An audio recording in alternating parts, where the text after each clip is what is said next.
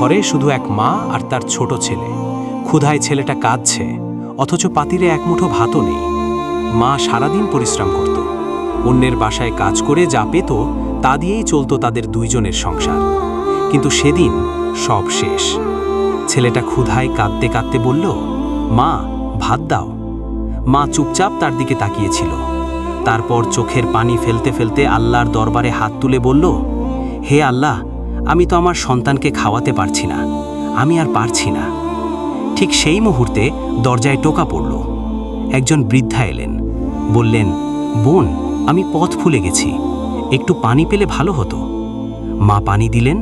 বৃদ্ধা কিছুক্ষণ চুপ করে থেকে একটা পুটলি বের করলেন।